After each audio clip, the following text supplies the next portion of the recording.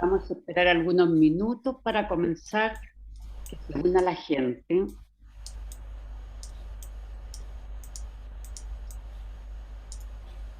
Ahí están entrando, van 27.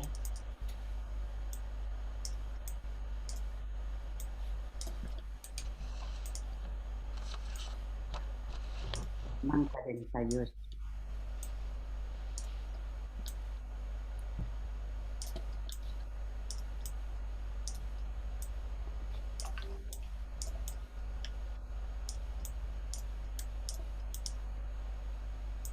¿Y Cuando, nos ven ya? ¿Ya nos ven? Ay, cuando, cuando paren el recuento de personas que ingresan, yo voy a comenzar.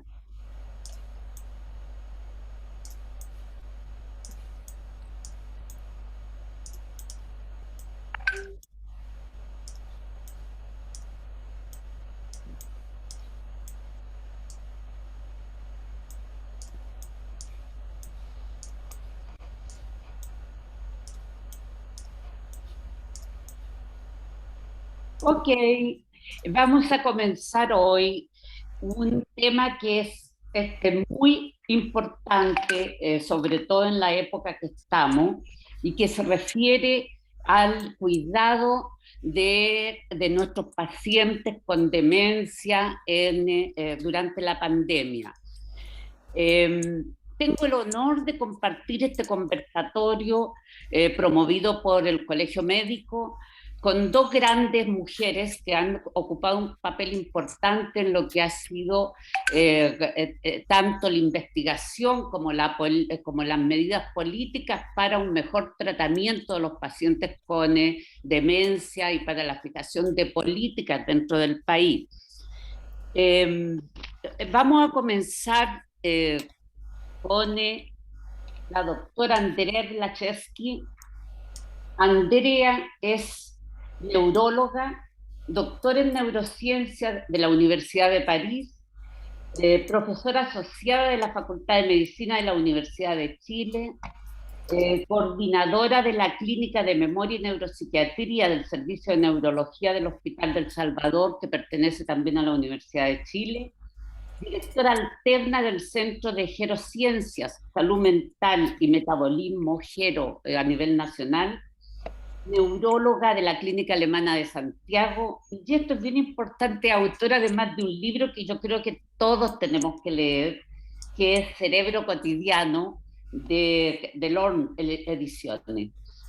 Además es miembro de COPRAD, que es la Corporación de Alzheimer, que dentro de los muchos trabajos que ella ha escrito y de una dedicación muy importante al tema, en los aportes que ha hecho en el conocimiento nacional del tema internacional, fue reconocida hace poco tiempo por el presidente francés, ¿verdad?, con la Orden Nacional al Mérito, en lo que es por su aporte a la cooperación científica entre ambas naciones. Eh, estamos esperando todavía la celebración del... Vamos a hacer una Estamos, gran celebración. estamos Eh, ansiosos, Pero ella ansiosos. no solo ha recibido premios internacionales, también ha recibido muchísimos premios nacionales y sobre todo la gran cantidad de Fondesit que tiene Fondesit, Fondep, Fonis, que tiene, ¿verdad? Y que se ha ganado, y que no es fácil ganárselos, que se lo ha ganado a nivel nacional.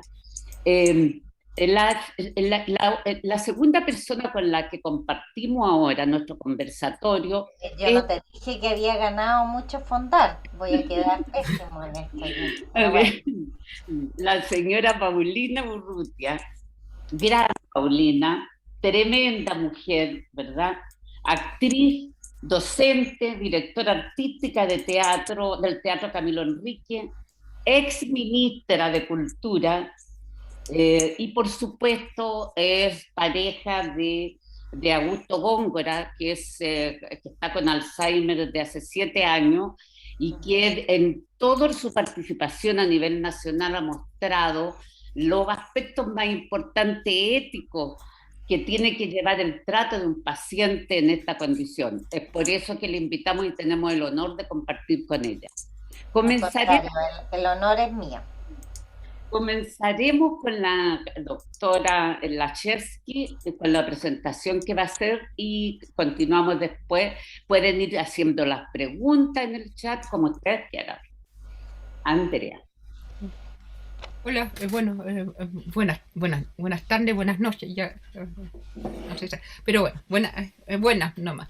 Muchas gracias por la presentación y bueno, yo voy a tratar de hacer una presentación que ciertamente voy a abordar el tema de la pandemia, pero finalmente las demencias existen con o sin pandemia, entonces uno tiene que hablar un poco de lo que es vivir con demencia independiente de la pandemia y algunas de las dificultades que ha representado la pandemia para las personas con demencia. Pero creo que también es importante, antes de hablar específicamente, voy a poner un cronómetro por si acaso, es súper importante, creo que cuando hablamos con demencia, yo me recibí ya hace varios años, pero no tanto, pero bueno, que ya como más de, bueno, prefiero no contar el número de años, pero yo cuento que ese tema casi no existía y tan vieja no soy, o sea, no tengo menos, tan joven tampoco, pero no soy una generación que creemos que estamos bastante vigentes y el tema de demencia casi no existía en pregrado, entonces Existía por eso... la clorinda.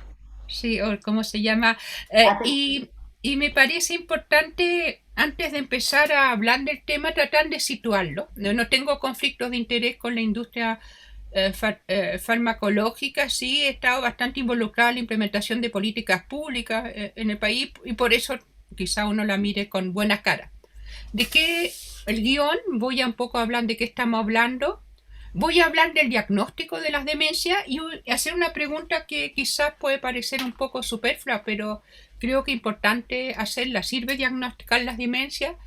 ¿Se puede vivir mejor con Alzheimer y otras demencias? Y ahí, en relación a eso, lo que nos ha significado el distanciamiento físico de esta pandemia. Creo que esta enfermedad existe hace mucho tiempo, pero durante mucho tiempo fue una enfermedad oculta, que no se veía, y ahí donde uno quiere siempre agradecer, yo sé que a Paulina Gusto no le gusta mucho, pero vale eso, como figuras públicas atrevieron a mostrar que estaban viviendo con demencia y cambiaron radicalmente cómo vimos con demencia. Y quizás muchos de ustedes recuerdan a Rita Hayworth. Durante años he visto que a Rita Hayworth la trataron de alcohólica. La trataron bastante mal, en verdad. Y resulta que Rita Hayworth tenía una demencia de inicio precoz y fue ella y su hija, no me acuerdo, la princesa, no cuando era el nombre, que fueron de las primeras figuras públicas que se atrevieron a hacer público que las demencias eran una realidad y cambiaron totalmente cómo vemos las demencias.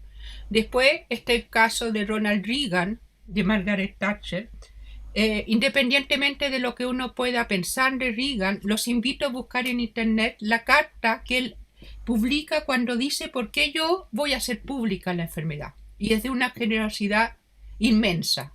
Es una generosidad inmensa porque dice yo la quiero hacer pública porque a través de lo que yo estoy viviendo creo que puedo ayudar a la gente que vive, al pueblo norteamericano de Estados Unidos. Y bueno, y en Chile nosotros creo que está el caso de Augusto y de Paulina, que es un caso que no solamente es notable para Chile, es bien notable para Latinoamérica. Cuando uno está con colegas y uno habla de que acá hay personalidades públicas que se atrevieron a hablar que tenían demencia, dicen, quedan un poco chutas. Casi, bueno, es como, pucha, que son corajudos. Pero, ¿de qué estamos hablando? O sea, creo que hay que reconocer que son enfermedades que acá es importante visualizarlas para empezar a hablar de ellas. ¿Y de qué hablamos con las demencias? Las demencias son un conjunto de enfermedades, y eso es súper importante, en que las personas van a experimentar un deterioro, un declive de sus capacidades cognitivas, asociado generalmente y muy frecuente que es a síntomas neuropsiquiátricos, trastorno de la conducta, síntomas psicológicos, o sea, no solamente que tienen dificultades de tipo de memoria, sino la conducta cambia y se habla de demencia en el día de hoy, cuando estos trastornos llevan a un impacto en la vida diaria y básicamente cuando las personas ya no son capaces de vivir solo, desenvolverse por sí solos, se hacen dependientes, primero en actividades complejas y después en actividades más básicas. Y también lo importante es las demencias cuando hay una disfunción cerebral. Y estas enfermedades en cual hay trastornos cognitivos, los trastornos de la conducta y psicológicos, frecuentemente también trastornos motor, dificultad de la marcha, y es muy importante cuando uno habla convivir con demencia, no es un cerebro que vive en una torre de marfil, sino es un cerebro que vive en un cuerpo y también son personas con otras enfermedades. No solamente afectan a la persona que tiene demencia, sino porque la persona requiere de otro, va a tener todo un impacto en el entorno, en un cuidador, en un acompañante. Y es cierto que, bueno, muchas veces vemos que en nuestras sociedades las personas deciden acompañar porque nos sentimos como es parte de queremos acompañar. Pero el problema es que acompañamos muchas veces solos, sin información, y se traduce en un impacto negativo, que algo que uno quisiera hacer con cariño significa una inmensa carga para la persona en términos de su salud mental, en términos económicos, en términos de social, aislamiento y su salud física. Ahora, es importante cuando yo hablo de demencia y creo que es bien importante saber cómo hablamos de las demencias. Y sin ser ninguna fanática del lenguaje políticamente correcto, creo que sí hay que ser un poquito fanático del lenguaje científicamente correcto. Y la palabra demencia senil no tiene ninguna validez. ¿Por qué no tiene validez? Porque el cerebro no sabe que uno tiene 65 o menos 65. Las demencias se dan en personas de mayor o menor de 65. Y a otra cosa, o sea, las demencias no son exclusivas de los adultos mayores. ¿Y por qué no tienen validez? Porque las demencias, si bien son muy frecuentes en las a medida que envejecemos, no son una consecuencia normal e inevitable del envejecimiento. O sea, tener una demencia es un trastorno de salud que merece, que debe ser visualizado y en el cual, si bien en el día de hoy, y creo que nos vamos a hablar mucho de eso, no tenemos cura, sí hay muchas cosas que podemos hacer para vivir mejor con demencia. Por lo tanto, ¿cómo nosotros hablamos? Demencia tipo Alzheimer, demencia vascular o demencia de etiología no determinada. ¿Por qué son problemas importantes más allá del impacto que tienen? Porque uno de los principales factores de riesgo de las demencias, si bien no es el factor de riesgo exclusivo, e insisto, no es una consecuencia inevitable del envejecimiento, es la edad. Y esto es lo que nosotros éramos en el año 2000, éramos una pirámide poblacional y ahora para el 2050 vamos a hacer un tonel poblacional. O sea, la palabra pirámide ya no representa mucho. Y eso, a medida que a mayor edad, estas son las prevalencias de la demencia en relación a la edad, se describe en Chile aproximadamente 1% en los 60-64 años y se llega a más de 30% en los mayores de 85 años. Pero ojo, es 30% enorme, pero también significa que la mayoría de las personas sobre 85 años no tienen demencia. O sea, también hay que mirar esos números que, insisto, las demencias no son una consecuencia inevitable del envejecimiento. Y uno puede hacer proyecciones que las personas con demencia eran aproximadamente 180.000 personas en el 2018 y las proyecciones hablan de que van a ser más de 500-600.000 personas en el 2050. Pero las demencias no solamente son importantes en términos de su número, sino y son números no solamente del número de personas con demencia, sino también todo un entorno. Si tomamos como núcleo familiar promedio en Chile 4 personas en un hogar, uno diría que hay 800.000 personas que están convivir con la demencia a diario. Pero también son las enfermedades, este es un índice que estamos en un ámbito de gente que trabaja en salud, y quizás muchos conocemos el índice AVISA. Esto es el estudio de carga de la enfermedad y muestra que la enfermedad que más está causando pérdidas de años de vida saludable, que está impactando cómo vivimos la vida, son las demencias, con un aumento de más del 200% en las últimas 2 décadas. Y este es un pequeño estudio que nosotros hicimos en cuidadores, un estudio no probabilístico, lo hicimos hace algunos años y mostramos que un dato importante, la mayoría de los cuidadores, los acompañantes, son familiares, la mayoría son mujeres y reportan sobrecarga severa y trastorno de salud mental. La mayoría del cuidado de las demencias en Chile sigue estando a cargo básicamente de mujeres en el contexto de la familia sin un adecuado apoyo.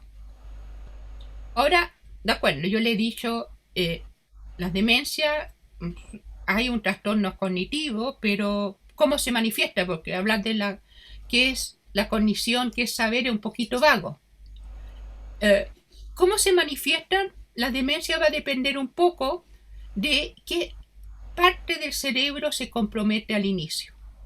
Nuestro cerebro no es una especie de masa amorfa de neuronas, sino es una gran red de regiones interconectadas y hay regiones que intervienen más en determinadas funciones y otras en otras funciones. Y si se comprometen más las regiones que tienen que ver con la memoria, que vemos acá, vamos a tener más trastornos de memoria.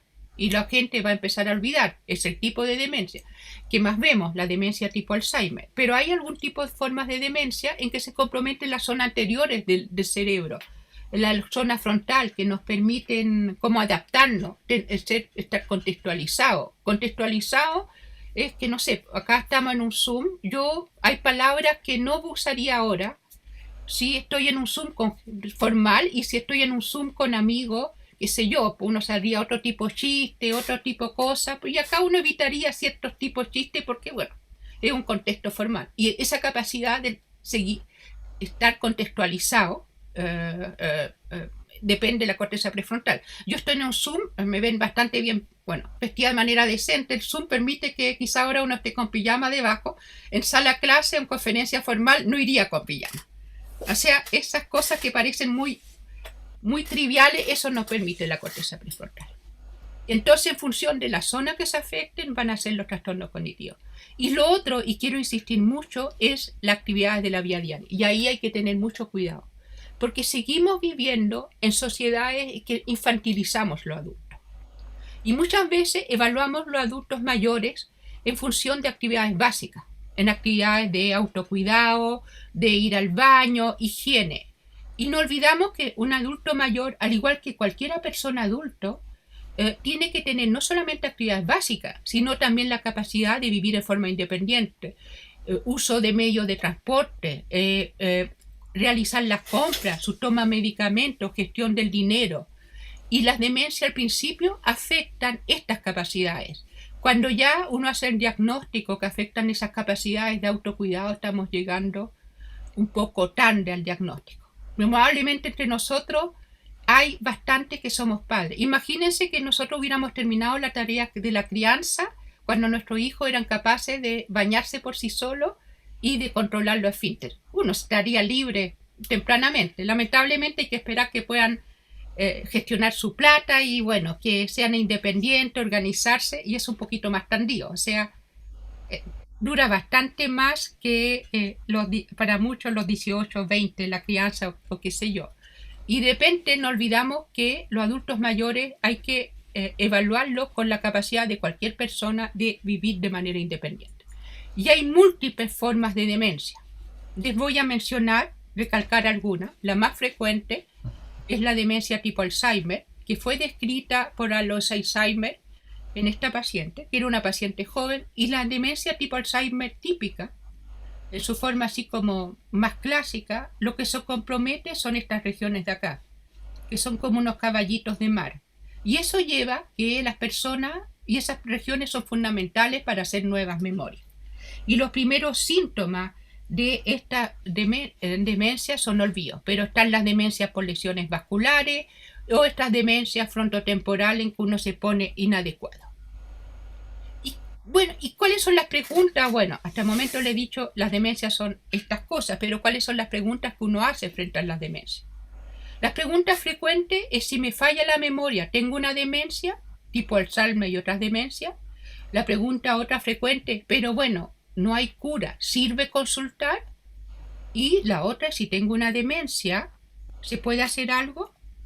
Si uno piensa en las demencias, uno las puede ver que lo que se puede hacer puede ir desde la prevención primaria, evitar tener demencia, hasta vivir con demencia y también morir con demencia.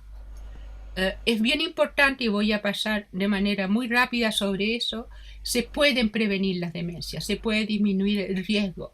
Y cada vez más hay más estudios que la posibilidad de tener demencia a medida que envejecemos, y se han visto en países con mejor calidad de vida que la nuestra, disminuye.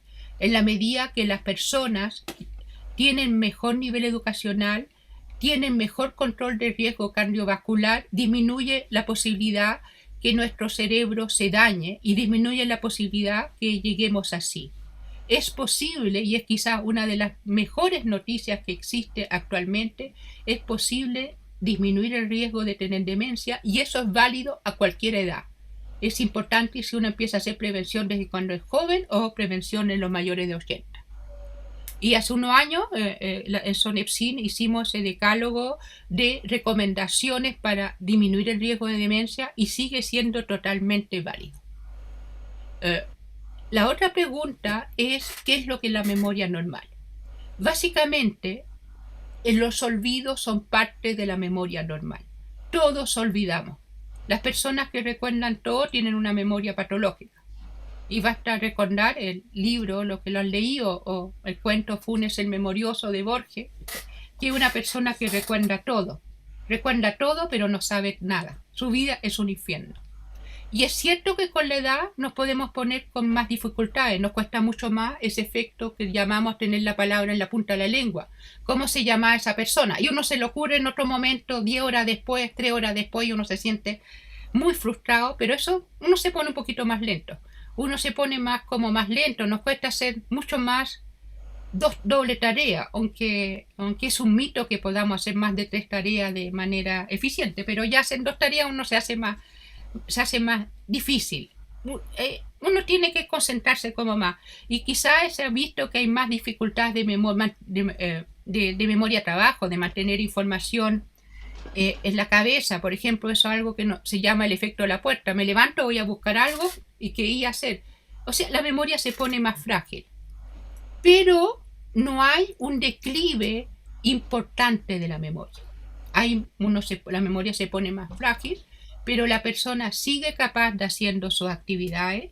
No empieza a ver que cada día se hace más olvidadizo, por ejemplo, y uno de los primeros síntomas que uno hace sospechar que hay una demencia, por ejemplo, las personas se empiezan a poner repetitivas, cada vez repiten más las cosas, se olvidan de las conversaciones, se confunde frente a imprevistos, se manejan bien en su ambiente, y eso es algo que vamos a ver con el COVID, y le cambiamos el ambiente y quedan totalmente desarticulados, pierden la flexibilidad de adaptarse a ambientes nuevos, y empiezan a cambiar su manera de ser. Muchas veces se ponen o más irritables o más apáticos. O sea, hay un cambio que es cada vez mayor, no son pequeños olvidos.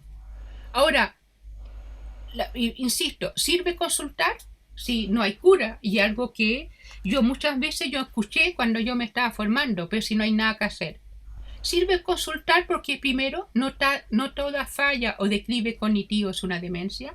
Hay múltiples otras causas de problemas de memoria: depresiones, trastornos del sueño, abuso de sustancias, sobrecarga, malos hábitos, tratan de hacer 20 cosas a la vez, obviamente que uno no memoriza nada. Y la otra cosa que es importante, que más allá de eso, y es lo que vamos a hablar ahora, que bueno, si hay una demencia hay cosas que hacer. Ahora, para saber qué hacer frente a las demencias, es importante entender los síntomas de la demencia. Y yo ya les mencioné que están los trastornos cognitivos, los cambios de memoria o de resolución de problemas, están los cambios de la conducta, los síntomas psicológicos, los trastornos motores, y también están toda la enfermedad, y está el efecto en el cuidador. Y las demencias, la mayoría de las demencias son enfermedades son enfermedades que van progresando lentamente y de evolución lenta, y en el curso del tiempo de la evolución aparecen cada vez más síntomas. Primero pueden ser trastornos cognitivos, después trastorno.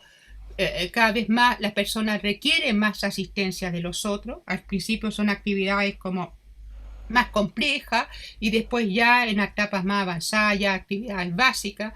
O sea, son enfermedades en cual lo que se puede hacer hay que considerar las diferentes etapas de las enfermedades. Y de manera muy importante hay que considerar no solamente a la persona con demencia, sino su cuidador. Y ahí es muy importante que acá no todo depende del ámbito médico, no todo depende de tratamiento farmacológico, no farmacológico.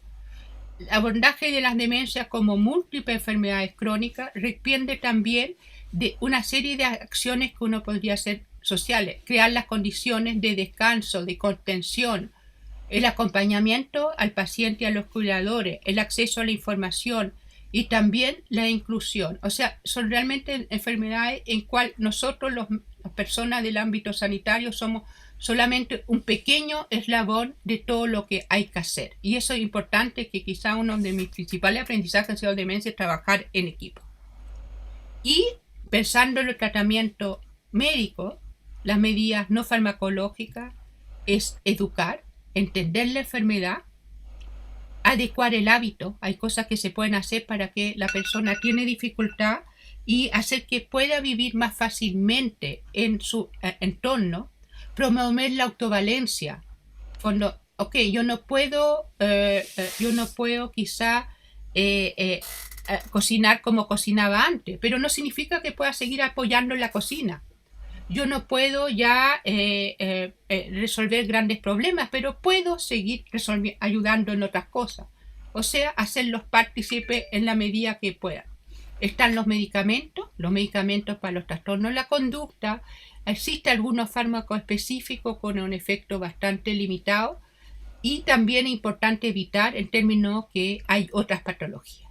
Una persona con demencia, por ejemplo, con una anemia, con un trastorno de la tiroides, va a agravar sus síntomas. Y cuando hablamos de la prevención no es solamente evitar que tenga demencia, sino tiene utilidad durante todo el curso de la enfermedad. Y es posible hacer algo, se los voy a mostrar con un ejemplo, con un síntoma de la conducta. Las demencias este es un modelo que dice qué es lo que hago yo si una persona tiene un trastorno de la conducta. Y para entender ese trastorno de la conducta hay que considerar la persona, el cuidador y el entorno. Y hay que primero describir el síntoma. Las demencias son súper contraintuitivas. Por ejemplo, si la persona alucina, ¿debo sacar todas las alucinaciones? ¿La alucinación es mala por sí sola? Si la persona se imagina, imaginemos una persona de 90 años que se imagina que sus papás están vivos. Es un poco difícil ya a los 90 años que los papás estén vivos. Y dice, quiero ir a ver a mis papás. ¿Sirve decirle que sus papás están muertos? No sirve para nada. Lo único que va a hacer va a aumentar las dificultades, se va a poner irritable.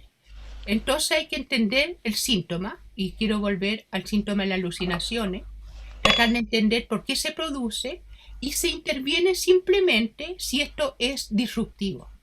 Yo recuerdo una paciente que ella todas las mañanas se enfrentaba a su espejo y veía a su hermana. Y hablaba horas con su hermana. Y lo pasaba súper bien. El esposo entendió que no había que dejarla. Obviamente, si esa persona frente al espejo hubiera visto una persona que la confrontaba, la insultaba, bueno, ahí habría que haber intervenido. ¿Y cuál quizá hubiera sido la mejor intervención? Ocultar el espejo. O sea, el síntoma hay que tratarlo, tratando de entender por qué se produce, y se trata cuando tiene consecuencias. Y siempre es mejor lo no farmacológico que lo farmacológico. Ahora, y terminando, ¿cuáles han sido las consecuencias del COVID? Yo les mencionaba que las dificultades de las demencias es que, y uno de los primeros síntomas es que las personas se hacen poco flexibles, les cuesta adaptarse a rutinas nuevas, frente a imprevistos no saben qué hacer. Entonces imaginémonos el COVID en que nos sacó totalmente de nuestra rutina, nos cambió los hábitos de vida. En vez de salir, si salíamos durante mucho tiempo encerrados en las casas. Y además, muchas veces los cuidadores sin contacto con otras personas que lo apoyan. Y eso ha llevado que, en un estudio que hicimos hace unos meses con colegas de Brasil y Argentina, que en general muchas personas con demencia han habido una agravación de sus dificultades de desarrollar, desempeñarse en el día a día, están más desorientados, más dificultad de memoria y también hay muchos más problemas de tipo conductuales, más irritables. O sea, para muchas personas, pero no todo, ha significado una agravación bien significativa de sus síntomas. Y para las personas, los cuidadores, los acompañantes, obviamente han quedado más solos y ha significado más ansiedad, mayor grado de sobrecarga. O sea, la pandemia finalmente, cuando uno piensa incluir a las personas con demencia, las pandemias han sido tremendas porque han limitado todo lo que uno podía hacer para hacer un poco la enfermedad más vivible. ¿Y qué es lo que hay que tratar de hacer? Es tratar en la medida de lo posible mantener la rutina. Si la persona, por ejemplo, en la época que por suerte parece que ya estamos saliendo de las cuarentenas más estrictas, pero cuando no se podía salir, hacer caminar en la casa, mantener lugares en las casas, diferenciar bien la luz, la noche del día, en el día aumentar la luminosidad. Hay cosas que se puede hacer y también no hay que tratar, si la persona no entiende la pandemia, no hay que tratar a toda costa que entienda la pandemia. Le cuesta. Hay que finalmente uno mismo se tiene que adaptar. Y para terminar, creo que es importante recordar que en el día de hoy, al igual que para muchas enfermedades crónicas, no tenemos cura para las demencias, no sabemos ni eliminarlas ni detenerlas, estamos aprendiendo a prevenirlas, no tenemos idea si algún día vamos a tener tratamientos mejores, probablemente sí, pero difícil predecir cuánto, pero también hay que dar este adagio de la medicina que en el fondo el objetivo de la medicina es mucho más humilde de lo que quisiéramos, es sobre todo, más que sanar, ayudar a vivir mejor con la enfermedad. Y ahí donde es importante que uno diga, ¿sirve consultar por una demencia? Sí, sirve consultar porque algo se puede hacer para hacer la vida mejor para las personas con demencia y su entorno. Gracias, doctora Lachevsky. Las preguntas hacia la doctora, por favor, las pueden mandar y escribir en el chat. Queremos ofrecerle ahora la palabra a la señora Paulina Urrutia para que nos cuente un poco la experiencia de ella y de sus cercanos en relación a la pandemia y la demencia de su esposo. Paulina. Bueno, después de la clase que hemos tenido con Andrea, dar algunos ejemplos de lo que yo creo que todos hemos vivido en pandemia. Efectivamente, Augusto ha sido parte de las personas que se han afectado muchísimo con esto y a la par, cosa que yo nunca tuve mucha conciencia. También yo me he visto muy sobrepasada en muchos momentos, sobre todo por cómo he visto que ha avanzado con una rapidez bastante inusual, pese a todos los esfuerzos que hacemos. Y esto tiene que ver mucho con cómo nosotros vivimos, o sea, todos los esfuerzos que se hacen no pueden suplir lo gregario que es el ser humano y lo que necesitamos de los otros. Comprender la humanidad como una cadena colaborativa, entender la vida no solamente en términos productivos, sino que vernos a nosotros mismos en todas las etapas, y cuando los papás se maravillan con la maravilla del misterio de la vida, ¿no es cierto? Cuando llega un niño a la vida, después también maravillarse en el sentido del misterio de estas enfermedades y lo que nos pueden enseñar de la muerte, ¿no es cierto? De cómo nos vamos acercando porque efectivamente es una enfermedad que paso a paso uno puede constatar el deterioro de la humanidad, o sea, cómo se va deteriorando, como bien lo explicaba la doctora, cognitivamente, conductualmente, físicamente, y y también en este sentido de cómo el Augusto ha ido teniendo enfermedades. ¿Ah? No salimos de una enfermedad y ya estamos con otra enfermedad. Y eso también lo afecta muchísimo, porque al igual que una persona que no tiene las facultades para ya explicar qué le duele, qué le molesta, es una gran dificultad. Entonces, ha sido muy complejo también porque yo sé que todo el tratamiento de la, de la pandemia ha sido también un proceso de aprendizaje, pero hubo tanta restricción sin mirar casos en donde efectivamente, también por salud, era vital haber tomado otro tipo de soluciones. O sea, yo creo que esto de cortar, precisamente por resguardar, ¿no es cierto? El hecho de que los mayores de 85 años perdón, de 75 años estuvieran absolutamente aislados en sus casas. Luego, hacer que las reuniones sociales, cuando obviamente fuimos aprendiendo, ¿no es cierto? Pero claramente tomando las medidas, la distancia, la mascarilla, perfectamente se puede tener contacto sin poner en riesgo la vida de las personas. Y eso es, por lo menos para mí, que vivo permanentemente con Augusto, sé que el escuchar mi voz, que el estar cerca, que el que yo esté bien también implica que él esté bien, porque cuando yo estoy alterado, al igual que me imagino las mamás con los niños, cuando uno está alterado también altera a quien está en proceso de comprensión del entorno. Entonces ha sido, y además fue muy duro para nosotros los cuidadores no contar con nadie. ¿Ah? No contar con alguien en algún momento vital para el relevo, ¿ah? Para respirar, para poder... Eso verdaderamente, y lo siento, y me atrevo también a decirlo porque también forma parte de política pública, también fue un tema para nosotros, por lo menos para mí, como lo describía la doctora, hay estudios, está comprobado que somos las mujeres, son las hijas, son las hermanas, en fin, quienes vivimos y nos hacemos cargo 100% de las personas cuando ya están con dificultades absolutas. En el momento de la vacunación, yo tengo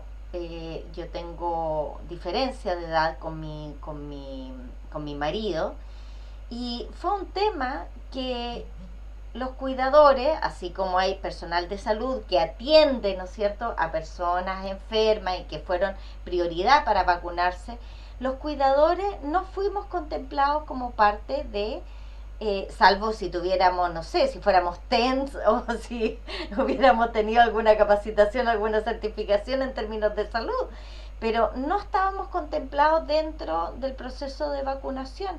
¿Y quién? En el caso de muchas personas, yo lo sé, estamos 100% atendiendo como cualquier personal de salud. Yo, por ejemplo, acá en plena pandemia, si no fuera por una vecina mía que me ayudó muchísimo, fue imposible hospitalizar a Augusto con una prostatitis y lo tratamos en casa como en un hospital, con antibióticos vía endovenosa, yo poniendo yo poniendo antibióticos vía endovenosa, aprendiendo y haciéndolo, pero digo, nunca no se contempló, y no sé si estará contemplado, espero más hacia adelante, que nosotros cumplimos un rol de salud que no era parte del proceso de vacunación, por ejemplo, del COVID. Muchas gracias, Paulina. Todo lo que dijo es tan real. Bueno, quiero preguntarle, comenzar los diálogos con una pregunta a Andrea. Andrea, en este momento que se está discutiendo todo lo que es la ley de eutanasia, ¿qué piensas tú? en una época así como la nuestra, de pandemia, frente a una enfermedad grave, aguda, de un paciente con una demencia, digamos, importante, profunda, ¿tú crees que el esfuerzo terapéutico debería permanecer en la casa o tendría que estar en las mismas condiciones de un paciente sin demencia? Pesada la pregunta. Sí, está en silencio, que es lo que me permitió. Yo creo que hay que bien diferenciar lo que es la eutanasia, que lo que es la ley de eutanasia, que es una persona que por ABC motivo, en conciencia, decide poner fin a un sufrimiento, lo que es los cuidados paliativos. Y creo que hay que también diferenciar muy bien lo que es la eutanasia del encarnecimiento terapéutico. Y las personas con demencia, creo que depende de la etapa, todo va a depender de la etapa. Y el esfuerzo terapéutico va a depender mucho de la etapa. Y una persona con demencia en etapa leve debería tener los mismos cuidados de que otra persona sin demencia. Ahora, si una persona con demencia ya en etapa postrada, que ya tiene dificultad de deglución, ahí lo que hay que pensar cuáles son los esfuerzos proporcionados o no. Y con pandemia o sin pandemia, ¿qué sabemos? Una persona con demencia ya en etapa muy avanzada es una situación muchas veces bastante similar, aunque no la imaginemos, con una persona con un cáncer terminal. ¿Y qué sabemos de una persona con cáncer terminal? Que no hay que hacer alimentación forzosa. No le vamos a mejorar la vida y no le vamos a aumentar la vida, lo vamos a hacer sufrir más. Y toda la evidencia indica que es lo mismo para una persona con demencia en etapa avanzada. Estoy bien. Si una persona tiene una neumonía en una persona con cáncer ya avanzado terminal, en general no se hospitaliza, se tratan de hacer cuidados paliativos a domicilio, y lo mismo suele indicarse en demencia, que la hospitalización en caso de neumonía en una persona, insisto, si estamos hablando de etapa avanzada, no tendría ningún beneficio, y se trata de mantener el tratamiento a domicilio cuando hay neumonía. Yo creo que ahí lo que incluso antes y no tan terminales, las hospitalizaciones para personas con demencia también son muy alterantes, incluso por otras cosas también. Exactamente. Y creo que un poco hay que tener, depende totalmente de la etapa, depende. Y cuando ya estamos ya en etapa de postración, lo que se requiere son buenos cuidados paliativos. Y creo que ahí los buenos cuidados paliativos, como la mayoría, yo creo, un poco el deseo, me imagino todo, es tener esos cuidados paliativos a domicilio, poder morir en la casa. Y eso es lo que uno debería buscar. Algunas preguntas del público. De Carla. ¿Los familiares de pacientes con demencia tienen más probabilidades de presentar demencia? Para Andrea. Ahí hay dos cosas. Uno es, son familiares directos. La mayoría de las demencias son multifactoriales y el riesgo genético es relativamente leve. Si bien uno tiene un padre, una madre, un abuelo, quizá aumente un poco, pero no de manera significativa. Se habla realmente que hay un riesgo genético importante cuando hay 3 familiares en una línea directa, primera línea, con demencia. Así que depende un poco del patrón genético, pero la mayoría de las demencias son multifactorial, donde el factor genético es uno de los tantos factores. Ahora sí, y va a depender mucho. Las demencias, como hay un factor genético importante, generalmente son demencias de inicio más precoz, de mucha gente, y hay generalmente conglomerados familiares. Así que Doctora, otra pregunta. ¿Cuáles son los pilares fundamentales de la prevención? La prevención de los pilares, uno es todo lo que es cardiovascular. Nosotros casi es un leitmotiv. Todo lo que sirve para el corazón sirve para el cerebro. O sea, actividad física, control de la hipertensión, de la diabetes, eso es muy importante. Y una dieta adecuada, el tipo de dieta mediterránea. Lo otro es lo que es lo cognitivo, lo social. Mientras más usamos la cabeza, mejor. Más desafiamos la cabeza, mejor. Y los estudios suelen indicar que una de las mejores maneras de prevenir es lograr buenos niveles educacionales. O sea, si las poblaciones logramos que se eduquen mejor, disminuiría el riesgo. Lo otro, uno que ha surgido de manera muy importante, es la hipoacusia. Cuando hay sondera o incluso presbicusia, hay que tratarlo. Y eso tendría, no solamente porque la persona se aísla, sino aparentemente, eso es una evidencia que se está construyendo, la persona cuando usa audífono disminuiría su riesgo de tener demencia. Y tratar, bueno, hay evidencia también que indica que también el sueño podría ser un factor de riesgo, dormir poco, los trastornos del sueño, hay que tratarlo, y también los trastornos de salud mental podrían aumentar. Pero creo que lo principal es la salud cardiovascular, y la salud cardiovascular es a lo largo de toda, con o sin demencia. Mantenerse activo y socialmente, ahora, si uno se mantiene socialmente activo, que sea con gente que uno quiera. ¿Sí? Hay algunos que son solitarios, no se trata. No, y hay gente que hace mal y va a hacer mal siempre, entonces, ¿para qué? Hay un estudio que salió que decían que más vale, si gente que no tenía amigos, si eran amigos de mala calidad, era menos riesgoso tener amigos entre no tener amigos y tener amigos de mala calidad, es mejor no tener amigos. Así que los más Obvio, pues sí, solitarios no se más angustien. vale solo que mal acompañado, dice el Sí, dicho, es y muy más viejo antiguo. Y tratar de usar y la lo es. cabeza. Hay actos sobre el bilingüismo, y para usar la cabeza hay que buscar algo que para uno sea entretenido, porque no basta empezar a hacer una cosa una hora y abandonarla porque se aburre, sino mantenerlo en el tiempo. Andrea, en la última conferencia de la American Academy también resaltaron mucho lo que es la obesidad desde niño en adelante, no solo por el trastorno en los factores de riesgo cardiovasculares, sino que también la obesidad como primaria. Eso es importante porque por la prevalencia de la obesidad dentro de todos los países en este momento. Quería otra pregunta del público que yo creo que nos podría Paulina contestar. Eh, ¿En qué momento se debe realizar la interdicción y cuál es el proceso? Bueno, este ha sido tema de debate, la famosa interdicción. Yo la verdad, bueno, es que todo depende, y la Andrea lo puede decir claramente, ¿no?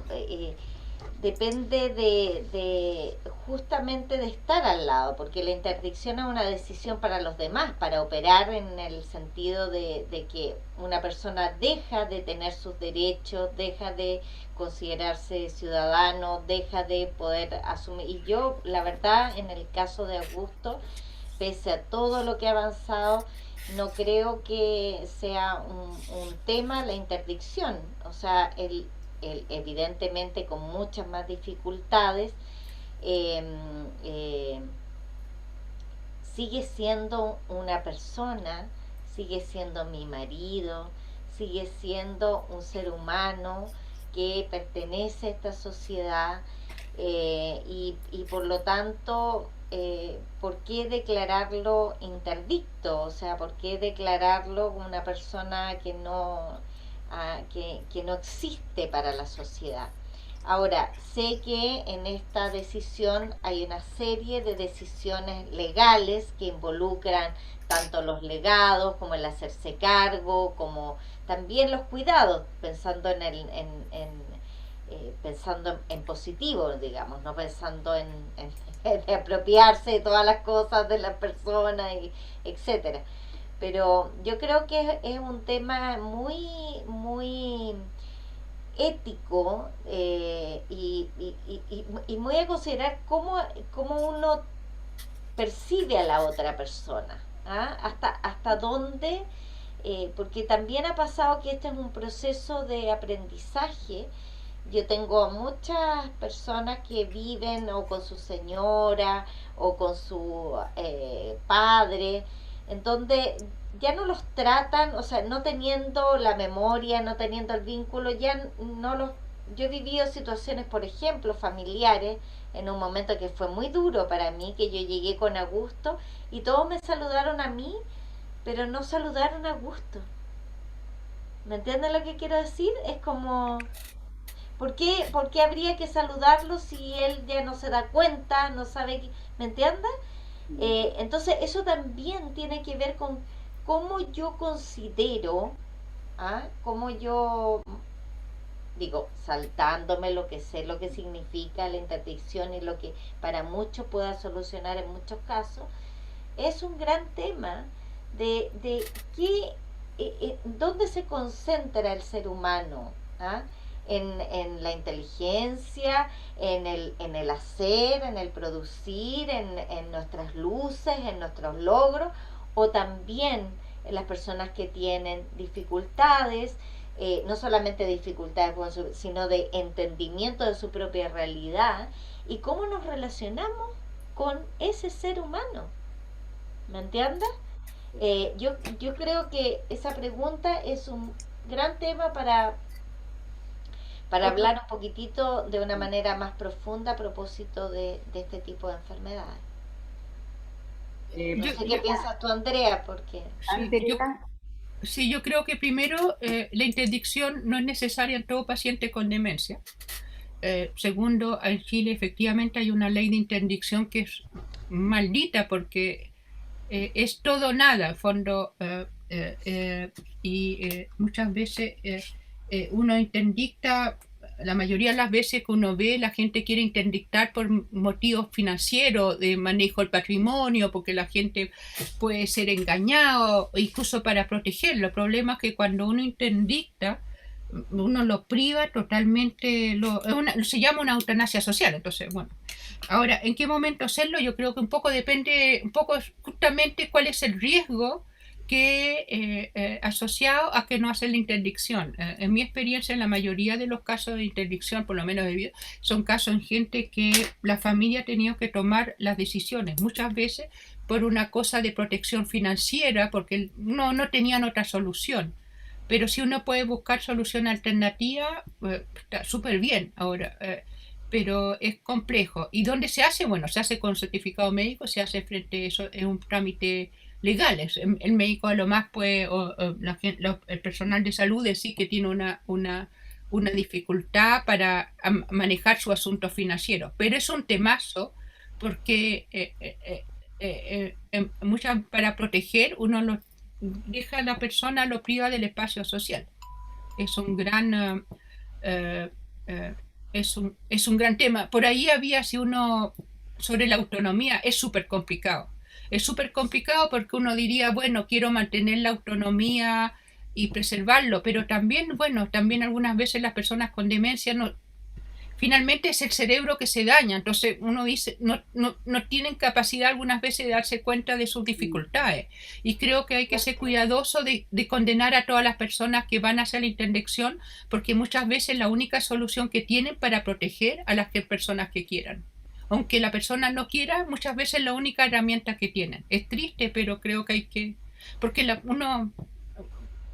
demencia también no solamente no hace tener dificultades cognitivas, pero también nos hacen darnos cuenta que tenemos dificultades cognitivas, cuando perdemos la capacidad de darnos cuenta cómo funcionamos. Y eso es algo complejo en la enfermedad.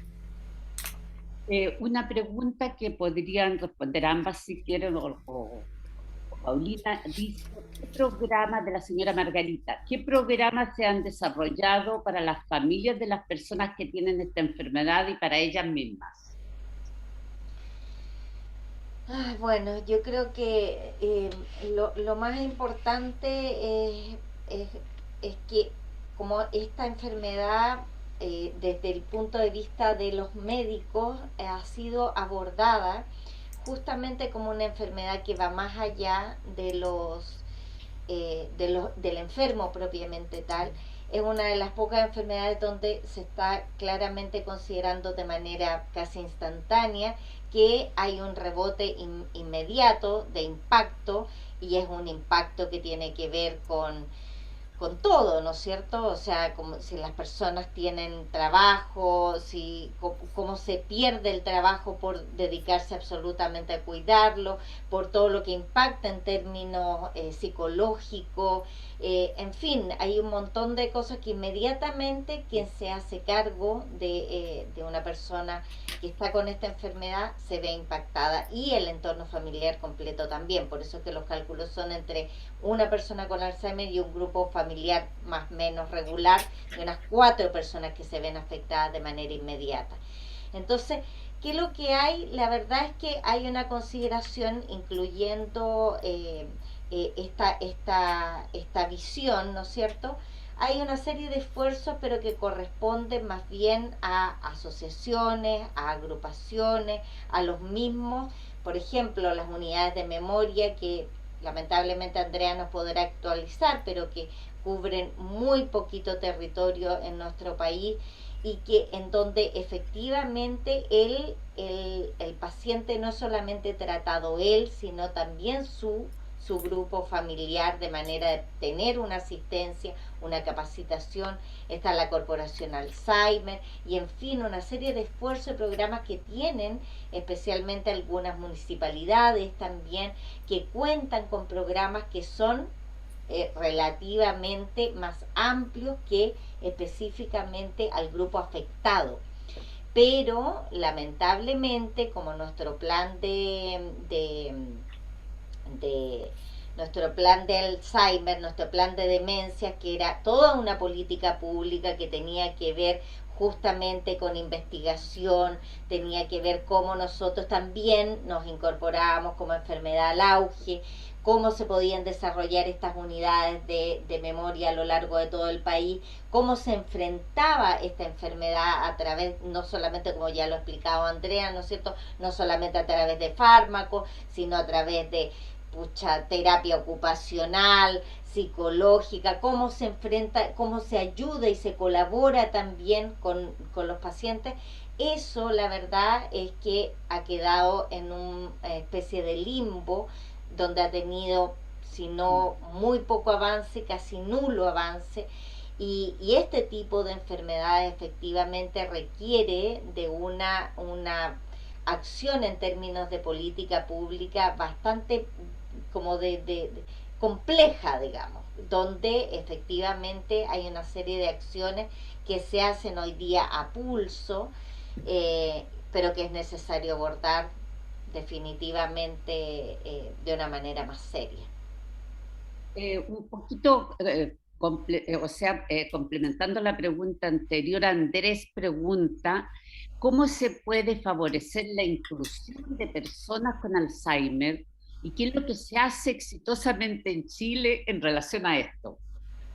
Una acotación a lo que decía antes Paulina, hay que el plan es una política que efectivamente está detenida. En 2019 las demencias se incorporaron al auge. Ha sido complejo porque además, bueno, fue en época de pandemia, así que, pero eso creo que está recién empezando, pero esperamos que eso sea igual, considerando lo que es, por lo menos en el sistema de salud, esperamos que eso sea como un incentivo para crear mejores condiciones. El problema es que en el auge hay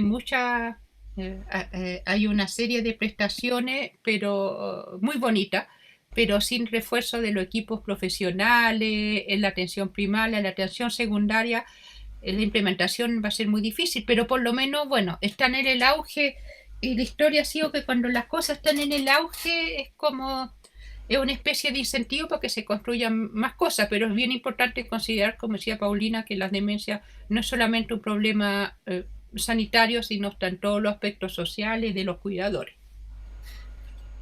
Quizás de la inclusión, Paulina puede hablar mucho mejor.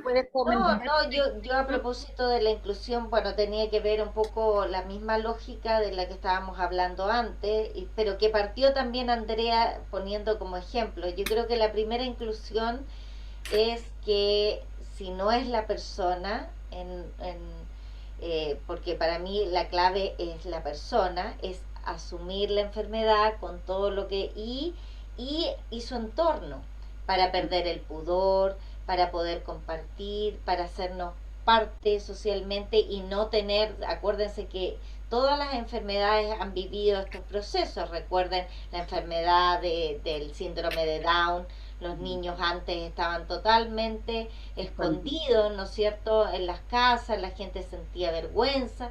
Bueno, pasa exactamente lo mismo con esto. Yo lo recuerdo muy bien con Augusto, ¿no es cierto?, esto de sentir que pierde sus capacidades, el miedo, la vergüenza, el dolor, es muy angustiante, pero una vez que él fue capaz de procesar eso y sacarlo, mira los beneficios que ha significado no solamente para él, para mí, sino que para todos los demás. Y pensando esto es en cualquier enfermedad. Entonces, ese primer paso es vencer el pudor.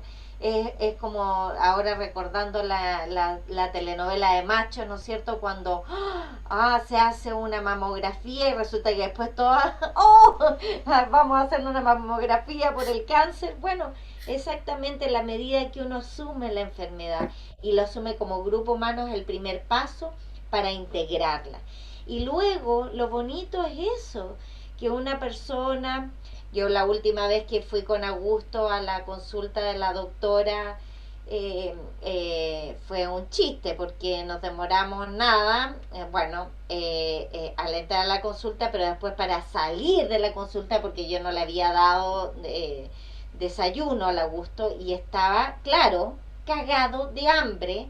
Entonces no había caso de sacarlo de la consulta.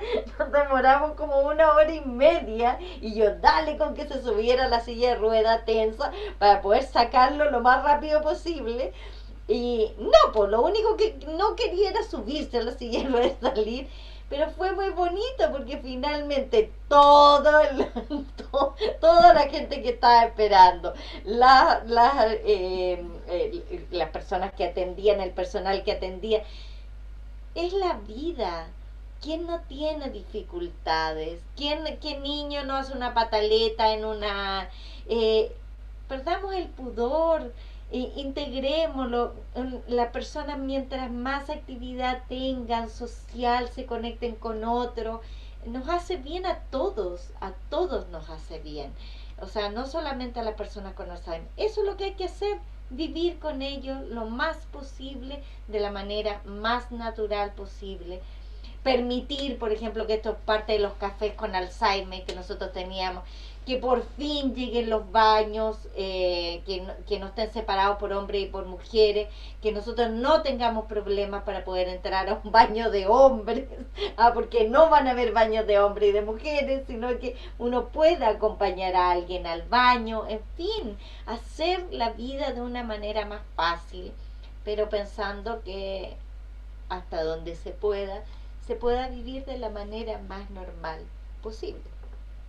Y como estamos pasados de la hora, Uy. quiero la última pregunta ver para Andrea, que dice, ¿cuál es el pronóstico esta pregunta es de Carla, y dice, ¿cuál es el pronóstico de sobrevida en paciente una vez que se hace el diagnóstico de Alzheimer? Es muy variable, es muy variable. Los textos clásicos, los libros, hablan de 7, 8 años en promedio. Depende mucho en qué etapa se hace el pronóstico, depende mucho, se hace el diagnóstico, disculpe.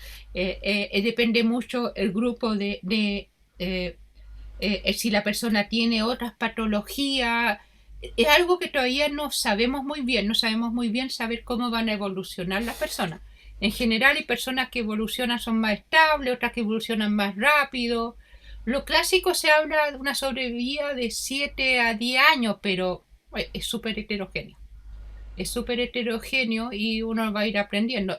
Y eso significa también que, creo que lo dice, son enfermedades largas. Entonces, más vale perder el pudor porque vivirlo todo el tiempo encerrado y ocultando, pucha, tantos años es un poco duro. Entonces, más vale que, bueno, pensamos como somos, con o sin demencia, la inclusión es cohabitar el espacio público y permitir que las personas que tienen dificultad le cohabiten y crear las condiciones, por ejemplo, los barrios, que los vecinos... Es muy bonito porque hace el entorno también mucho más humano.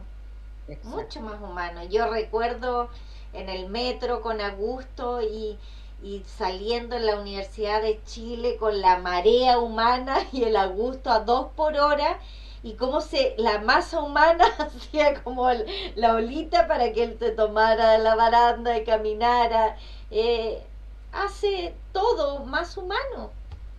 O sea, eso. Bueno, Todos nos vemos regalados y, con algo así. No es para atrás, sino que para adelante.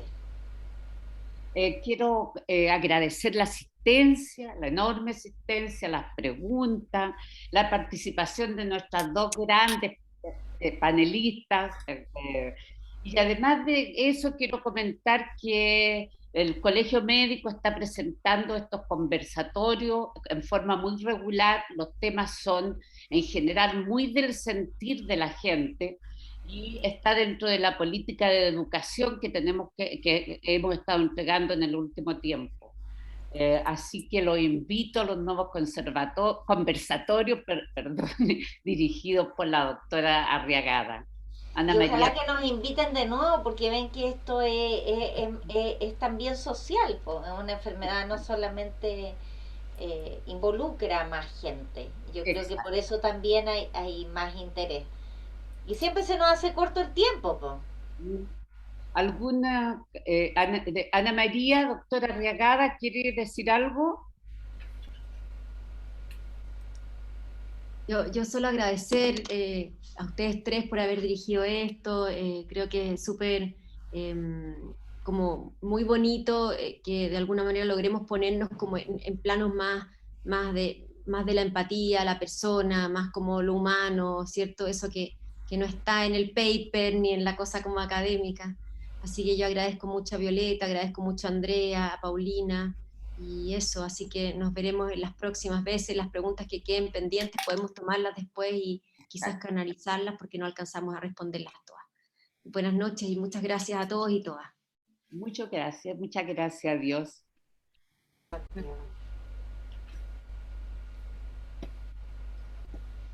Chao. Se acabó.